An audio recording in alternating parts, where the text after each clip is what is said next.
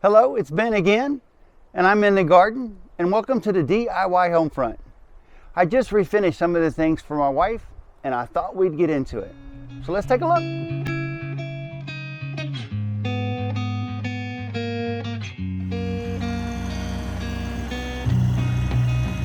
This little 1025R John Deere tractor really comes in handy. Being able to pick this up and move it outside of the garden area really keeps the cleanup easy.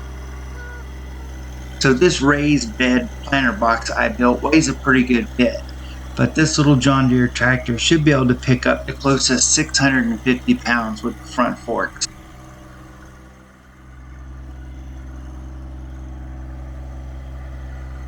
You always have to remember the forks go down quicker than they go up.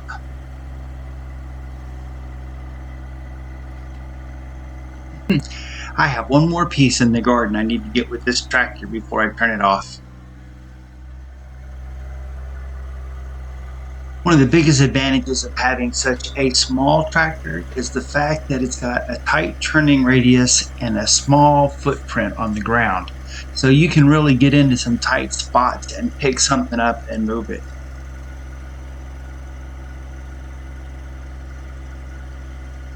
I'm going to push this forward some with the tips of my forks so that I can actually get underneath it and pick it up. Otherwise, it's just too close to the edge for the forks to go under it. It's really a pretty day outside, and I'm extremely lucky to have my wife around to help videotape things for the channel. Normally everything's on a tripod and it's just me filming it and you watching it. For the first time last year, we really got into trying to grow some of our own food, and I made these after all of our spring planting started to sprout. So I did not have a chance to get a coat of sealant on it last year before it was put to use.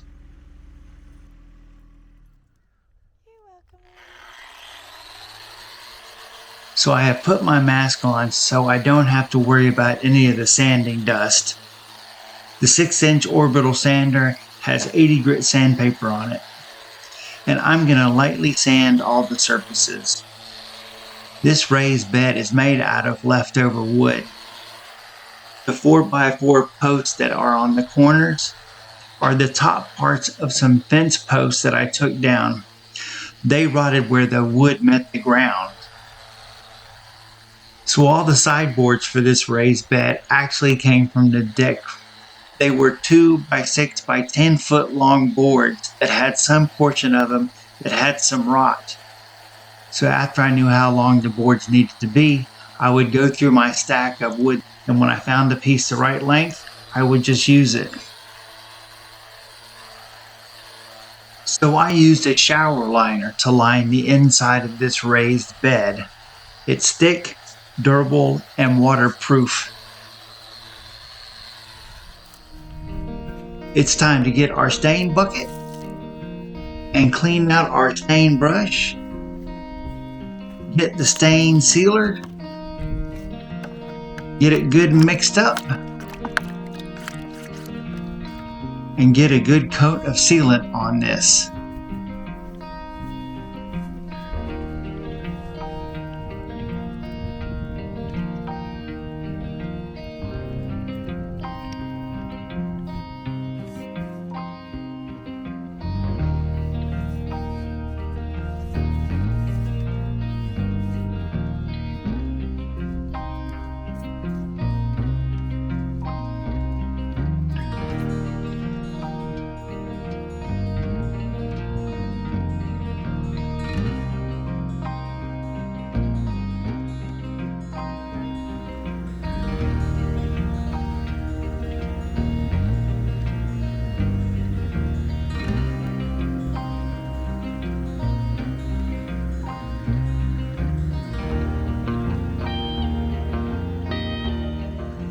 So this piece is used to grow tomatoes in the garden.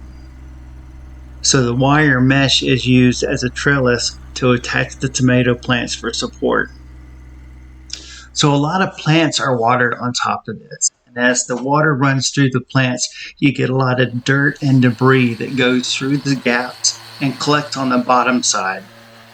That's the reason why I'm cleaning all the dirt and debris off the bottom of this before it gets stained and sealed.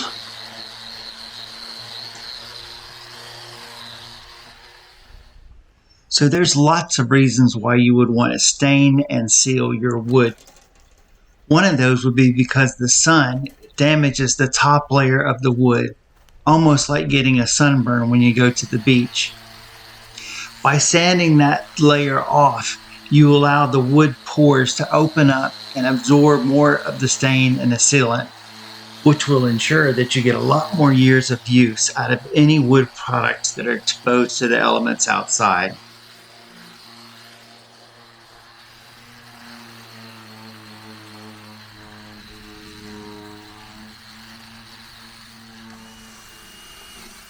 Once again, I'm using that old butter knife to get any large objects between the boards out, and then taking my wire wheel and a metal brush to get any mold or mildew from in between the boards.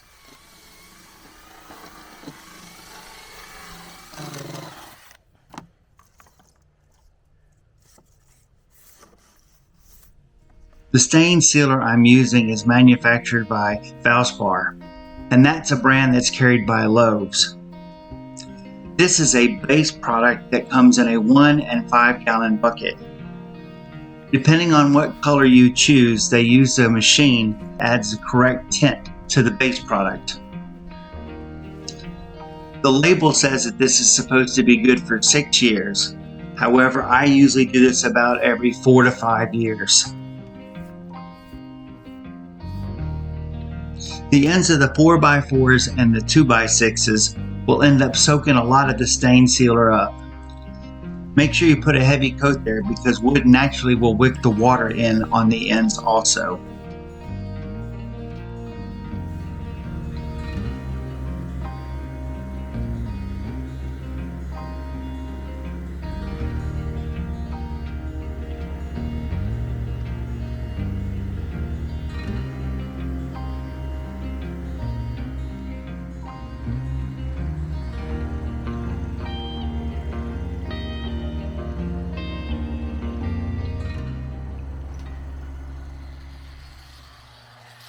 So this plant platform has some pretty big gaps between the bowl, and that's done on purpose because it gets a lot of water on it, and those large gaps allow a lot of air movement so the wood doesn't stay wet, because wet wood will rot.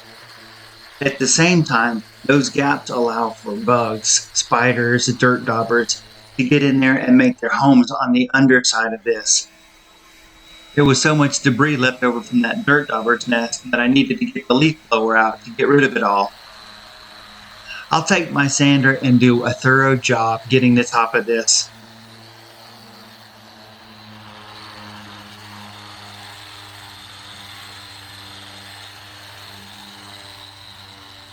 You can tell this piece is made out of recycled deck material because as the wood ages, it gets deep cracks.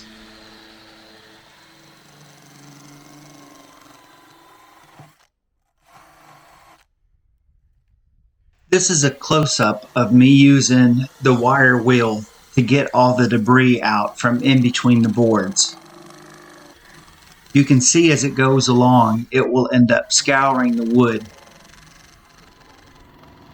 You don't really have to worry about the stain or sealant being scuffed off the top of the boards. But what you do have to worry about is the stain sealant end up being on top of mold or mildew.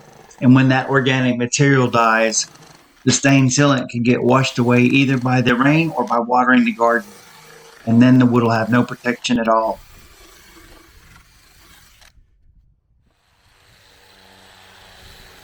So the last 3 items from the garden that need to be re-stained and sealed are just 3 large slabs of pine that I cut out with my chainsaw. So I'll sand all 4 sides of these, making sure I'm careful on the bottom to work around the screws that are there to keep it from sitting on the pavers while it's in the garden. The last one has quite a bit of sap on top that's gumming up my sandpaper.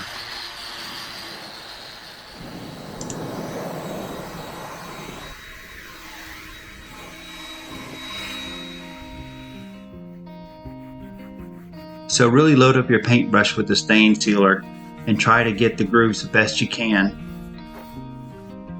This piece goes in the very center of the garden, and it's a very visible piece. It's going to get a lot of plant set on it, and it's going to have a lot of water on it. So I want to do the best job I can. Since I use a lot of reclaimed wood from the deck or other purposes and may have holes in it, I also pay attention wherever there might be holes or cracks in the wood and try to fill those up with the stain sealant.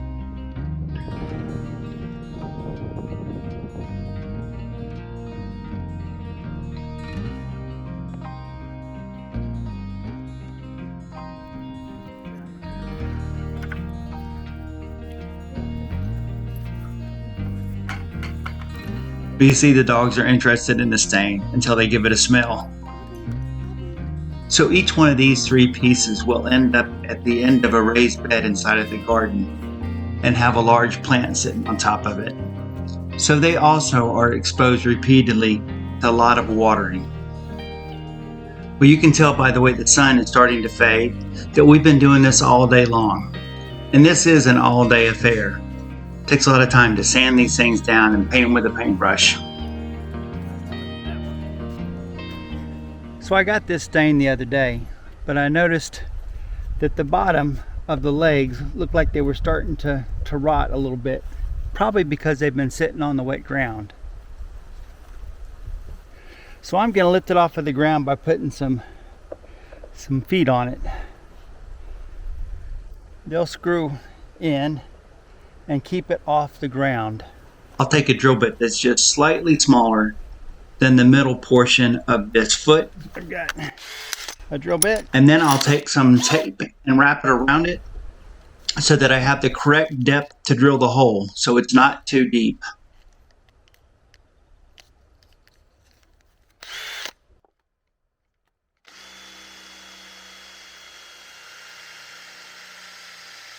These should raise this platform off the ground by about 1/2 inch. And I'm going to test fit each one of these in the holes before I take them out, because I plan on putting some more stain on the bottom of these. There's actually 6 different pieces of wood that end up resting on the ground for this piece. I'm going to drill a hole in all 6 of them, and I will put one of those feet in each hole.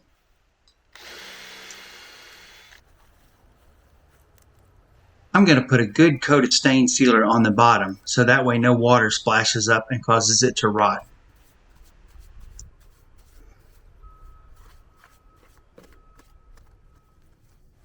I put the feet in the holes I drilled and let it dry for a day or 2 before I picked it up and moved it into the garden.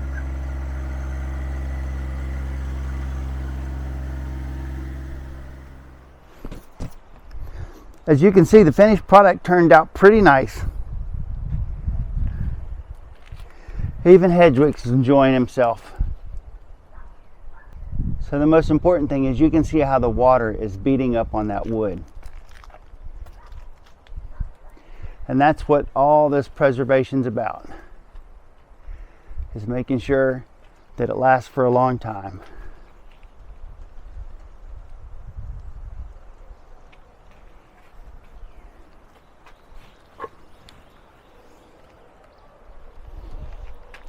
All the pieces turned out nice. And now you can see where those big blocks go at the end of the beds. Well, it's a rainy day today, so I'm not doing any work outside. And I'm actually cleaned up for once. I almost look as good as my wife's garden. Well, like, subscribe, check out those playlists, and I'll see you in the next video.